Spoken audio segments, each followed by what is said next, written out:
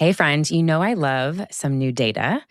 And one stat that might surprise you or not is that 95% of active donors trust the nonprofits they give to. So donor trust isn't eroding, it's strong. So why in this climate does fundraising still feel so hard? That's exactly what Bloomerang's brand new 2026 Giving Signal Report digs into. It covers how donors across generations think, feel, and give right now. And where are the gaps that are keeping you from unlocking more generosity? And there's some pretty cool eye openers in here. 75% of millennials plan to give more this year.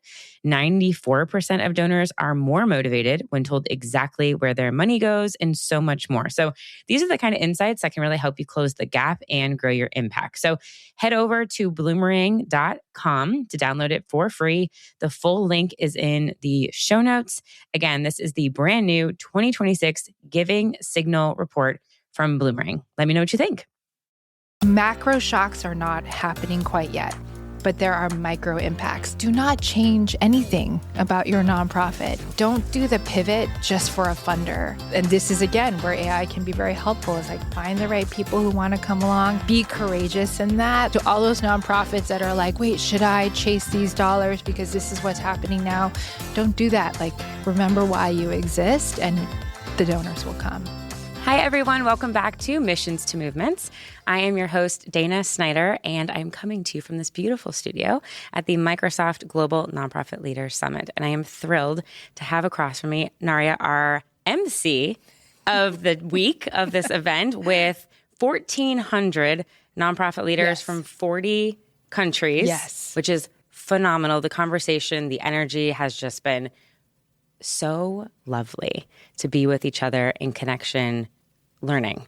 So as the MC, you've brought the energy. Thank you. You've brought the fun and the joy. And we're going to talk about skilling, because that's very important in this age of AI and technology that's happening. So will you share a little bit with us about your role and what Elevate and Skilling is actually doing right now in the intersection with the nonprofit sector? Yes, absolutely. And thank you so much for being here. And yeah, it's been really fun emceeing. I'm like, get the coffee, get there on time, sit down, bossy. I'm that, I excel at that. I'm really excited about, kind of the direction that we're going with Microsoft Elevate. We're a newer organization within Microsoft. Of course, the company's mission is to empower every person and every organization on the planet to achieve more. And we mean every. And I think Elevate is a big part of the every. So we're thinking about widening the circle of opportunity, who's potentially left behind.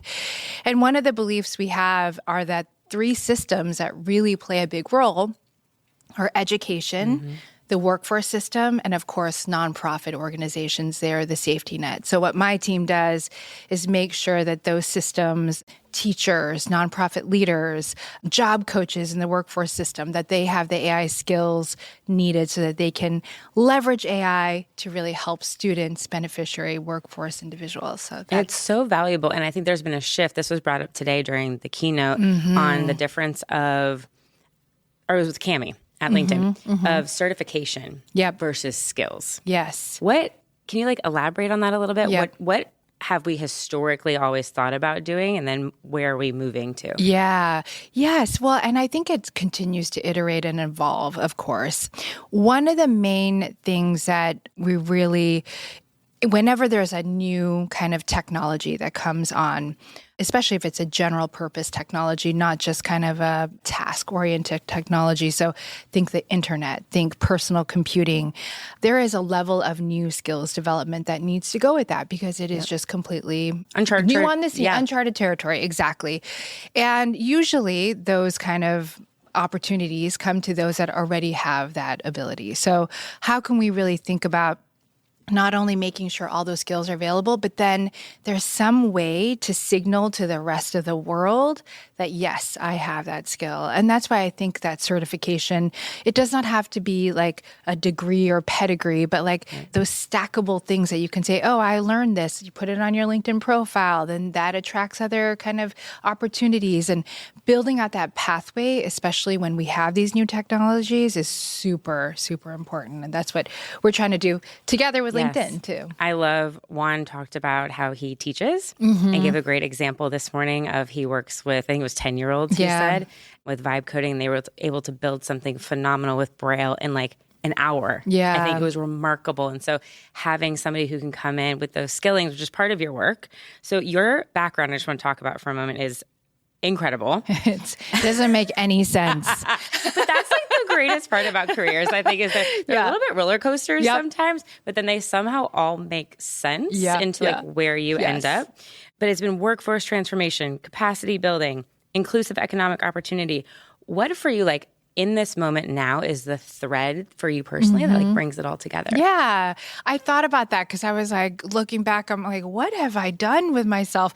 But I do think it's actually very aligned to Microsoft's mission. And I did this exercise before I joined Microsoft, but I was like, how can I help people, reach their full potential? I think that's always been what I've been really trying to achieve. My family were immigrants. We're actually undocumented immigrants. And we were able to stay in this country because my father received the Reagan amnesty because he had his high demand science degree. And so it's truly for me, like, how can I make sure everybody has access to education, access to opportunity, access to that whole adage, like opportunity or talent is everywhere, but opportunity is not. That's right. And so I started my career actually in legal aid, and I represented juveniles that were justice involved, and then we provided wraparound services for them.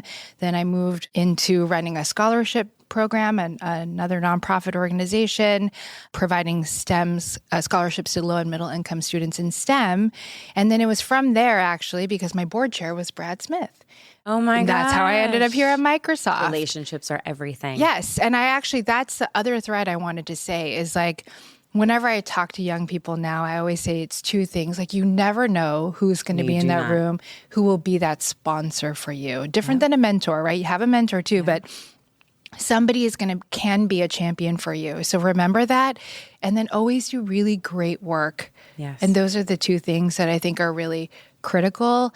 And, amazing. And how amazing that those doors have been opened for me to be here sitting across from you. I know. And I try to always think about all those other doors that I can open as well. You literally never know. So on my flight here to Seattle, I happened to open up, a friend of mine, Chirian, wrote a book recently on the neuroscience of giving. Oh, wow. And it's phenomenal. And so I had it in front of me, and the woman sitting next to me just happens to say, oh, what a fascinating topic for a book. And I was like, oh, are you in the nonprofit space? And she happens to be on a foundation for women's scholarships in the Washington State area. Amazing. And so it created this whole dynamic conversation. So just to go, you literally do not know who could be next to you. Exactly. To open up doors. And pathways, which leads into my next question. You've been in the work. Yep. In your prior career. Yep. If we want, and you recently wrote about this, if we want more people to really thrive in this, what we want to be inclusive AI economy, you mentioned we need practical pathways that meet learners where they are. Yep. So for the fundraiser that might be listening right now, or the ED that's listening right now, what do pathways look like that they could start to take? I love that. And if I could just talk about your first point with the book. First of all, I have to read that book. I'm super excited about it. And I wanted to just make a call because I was also a fundraiser, and I missed one part of the story where I actually ran the legal aid fundraising campaign for 2 years in Washington State. And then, of course, as an executive director, you are the chief fundraising fundraiser, right? And I want to say, like, I always say this to anybody who's on a board or people are afraid to ask for money. It's all about that neuroscience of giving, because I'm like, who are you? People are like, I'm not comfortable to ask. It's like, hey, you know what? People want to feel great. Yes. And what better way to feel great than if they can invest in something that they really believe in? Yeah. Some people don't have time to be able to do that direct work, or, maybe they want to like lead a nonprofit, but they can't because they have other obligations. So I always say, don't ever take an opportunity for somebody to feel great about themselves. Just ask. The worst you could do is ask, and they say no. That's right. And that's okay. That's right. So anyway, I just wanted to address that point. And then on that practical pathways, I've been thinking a lot about AI because I'm like, when you see that hockey stick adoption curve, people, it was like 100 million users in 18 months or 16 months or something like that, where it's taken like electricity decades to get there and phones decades. That was a wild that parallel that they put in place of talking about historically and how much transformation that had. Exactly. But I've also been wondering if that was kind of not the best approach in this way, because everybody got it. My 75-year-old dad was using it, right from the beginning. My kids used it a lot as well. But I was like, are you supposed to be using that? This was in early days, right? And I think what happened was that people just kind of were playing around and it became just this like entertainment tool, like write me a poem, do this. And people's use of it outpaced the way that organizations and firms operate. You need to think about really what's the use of the tool for the specific role. You need to re-engineer workflows in order to really bring the potential of AI to the forefront. So what we are really trying to do is think about what are the specific roles a teacher, a fundraiser, a volunteer manager, a board member, and then what are the things that that person does in their daily lives, and then start with that problem, and then think about the way that AI can kind of, and you need then to build the pathways so that they're really relevant. I think that's the way that we're going to have true adoption and diffusion.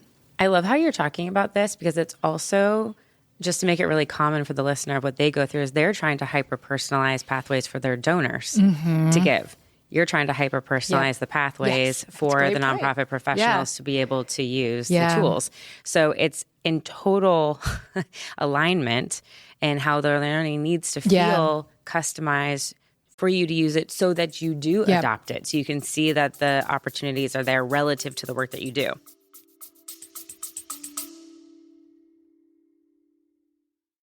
We are in a world hungry for change, and nonprofit impact matters more than ever.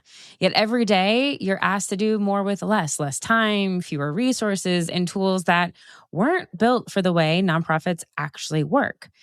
But what could you do with more? That's the promise of Bloomerang. They are a trusted giving platform built for purpose. Bloomerang integrates fundraising, donor, and volunteer management into one really intuitive platform.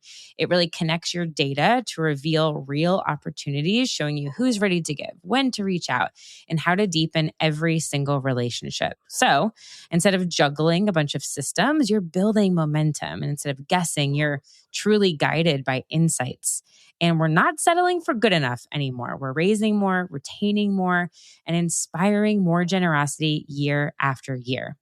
When tools are built for a purpose, your mission truly goes further. More connections, more confidence, more impact. And that's how we like it. So you can learn more about how you can do more with more at bloomerang.com. That's BLOOMERANG.com. Workforce transformation is something that's been a popular topic over the week. And for some, that might sound very exciting. For others, they might be like, whoa, what are you talking about? Thinking like my role might disappear or change or evolve. I'm not even going to ask, does that come up a lot for you? Because I'm sure it does. But how do you envision, or how have you even seen AI evolving the workforce a bit? That's a great question. And I don't think, well, first of all, I think that right now, our friends at LinkedIn have this great stat, which I use all the time, which is, I think by 2030, 75% of the skills kind of in like, even though we have the same role and title, are skills that we are really changing. When you look at software developers, for example, because you can do vibe coding, right? So they may not be doing that hard coding anymore, but they're more like front-end engineers and thinking about how teams work together and different, really different skills that are coming to play. And so I think we're still in the middle of that change. And if anybody's out there going, this is exactly how these kind of jobs will change, I mean, they're lying. Like, I think we don't know. We don't know really how. They're not telling the truth, right? And there's a lot of hype. Right? There is a lot of hype where people are like, oh my gosh, this job is going to go away. And I think that there are other reasons why people want to create that hype cycle. But for us, when you look at the data, it's like macro shocks are not happening quite yet. But there are micro impacts. Like, for example, translators. That's 70% of the translator kind of gig economy roles have gone away. And that is a canary in a coal mine kind of thing that we should be watching, because they may not have as many of the social protections. And so what are we going to do? Let's make sure that we're aware of what these changes are happening and see how we can kind of test how they evolve. And then as a large language model producer, Microsoft, like, we really do believe we have a responsibility, because every single government leader asks that question, right, to us, like, what's going to happen to my people and their jobs? We don't know the answers, and we are thinking very deeply about how we can, continue to assess what's going on, make sure, we identify who may potentially be left behind. Like, we're already kind of seeing signs about maybe women and jobs that women have. Yeah, that was talked about during the keynote yesterday. But it sounds like, being on the forefront of doing the research, being open and ready to come up with solutions, having the conversations. I think my favorite part about being here is having the conversations with the nonprofit orgs, and how it's just opened their eyes to be far more curious about how it can help them remain closer in their work, in the human connection that they do. Yes. And that's so powerful. So I think we might see, it's interesting because I feel like we've been living in this very digital era where we're heads down, especially at airports, we can tell we're heads down all the time. Will AI, and I think it is, giving us the opportunity to not have to work on all those tasks more? Can we actually look up more? Right? Like, are we going to see, we always tend in history to like go back, like remember bell bottoms were in the 70s and then they came back, like style things change. But they always change a little bit. So don't you? Are we going to come back to human connection more because we'll have more time to do it? Yeah. I think that's going to be we have to set that, right? Yes. And agree. I think a lot of our listeners, a lot of the fundraisers, they're probably not IT specific in their role, but they're curious about AI. If you were back in your shoes like a decade ago, but you were living with the tech opportunities now, how would you have maybe approached using it? And what would you recommend to them? Yeah, that's so first of all, great point. And I really do hope we go back. And I do hope AI is a way for us to open more time for ourselves. I think Gina Jorgensen said it today, right? Like, what will you do with that extra time? What are we going to spend it on? One of the main things as a fundraiser, like if you think about, to me, like I think I was pretty good at it, And why was I a good fundraiser because number one, like, when I was interviewing for my last nonprofit role, they were like, can you make a 7-figure gift? And I was like, sure, I can ask anybody for anything. That's fine. Yeah. But what is it that we're providing? Like, how are we helping the world? It was a scholarship program, right? And they were just putting money into students' like accounts. They had no idea why the students were just like, okay, what is this? And so what we ended up developing an amazing program around that student. And we, we're like, the real issue here is that Washington State is losing talent. And this is like during, especially, STEM talent. So how can we make sure that companies across this state understand that if they invest in Washington students, they're going to have that future engineer, they're going to have that future nurse. And so we changed that narrative. And then for the students, we developed an amazing program. It wasn't just like you got a check. It was like you got a mentor. You had a peer leader. You had connections into a network for an internship. You had sponsors. Like a well-rounded. Yes. And we had 96% of the students who were employed within 6 months of graduating. Wow. So then now we have that story to tell.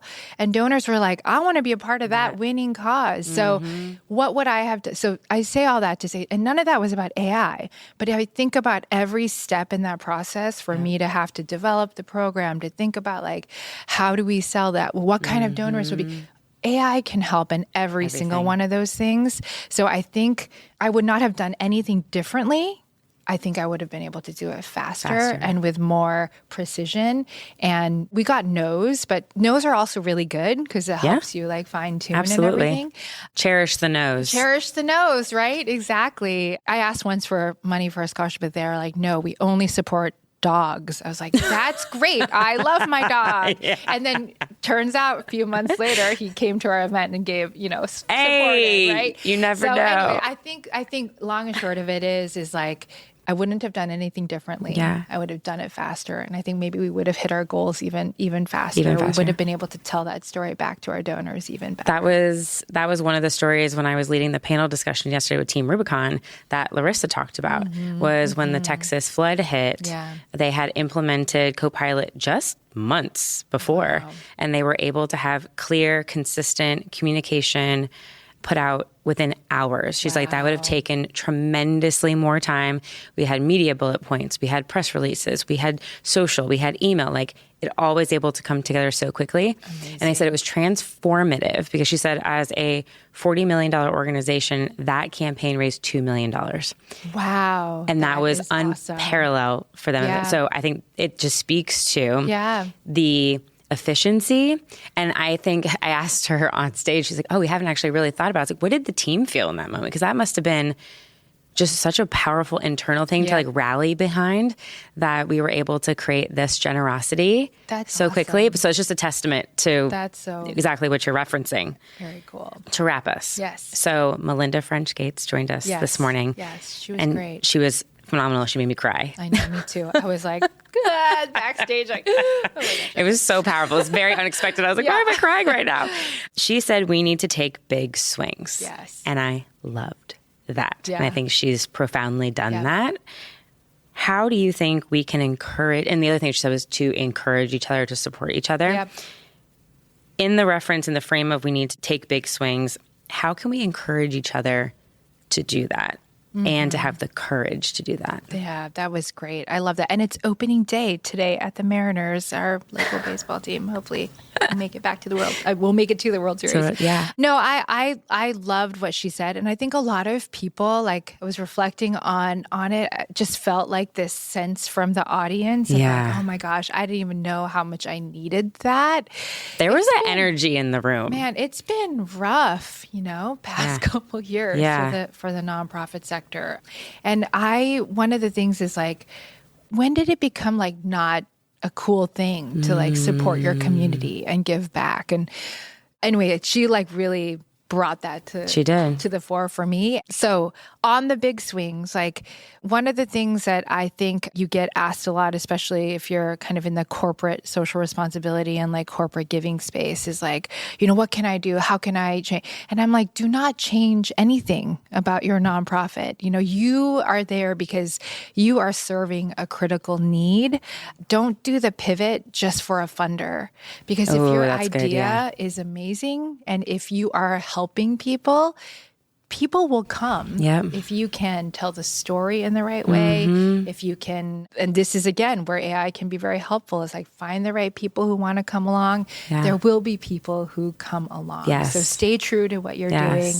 Be courageous in that, like lean in. I think another reason why we were all like, is like she spoke a lot about funding women and girls. And I feel like for a while there, we've been like hiding that and trying to make everything like gender neutral. She said 10 years. It took her 10 years to have the courage to make the internal changes. And if she felt that way, exactly. Think about that. Right. But you have to stay the course. We have to name like different communities that are struggling and like do directed support for those communities. So I would say to all those nonprofits that are like, wait, should I chase these dollars because this is what's happening now? Don't do that. Like, remember why you exist and the donors will come. And then you can use AI to do that. I love it. It's a beautiful way to wrap. We're going to have courage. Yes. We're going to take big swings and find the pathways to get there. Wonderful. Naria, thank you so much for being here and putting on this fabulous event. Oh my gosh. Thank you so much for being here. We got to meet up like informally. We just ran into each other. It's a fun story.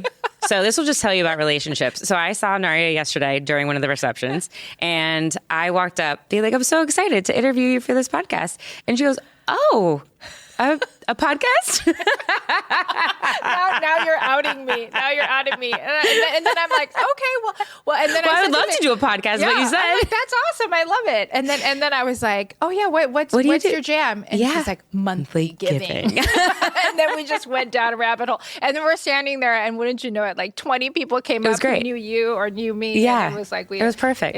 It was a beautiful, harmonious, very harmonious. It was so lovely having you here. So thank you again. Thank you so much. Thank you so much for tuning into today's episode of Missions to Movements. If you enjoyed our conversation and found it helpful, I would love for you to take a moment to leave a review wherever you're listening. Your feedback helps us reach more change makers like you and continue bringing impactful stories and strategies to the show. Don't forget to hit that subscribe button too, so you'll never miss an episode. And until next time, keep turning your mission into a movement.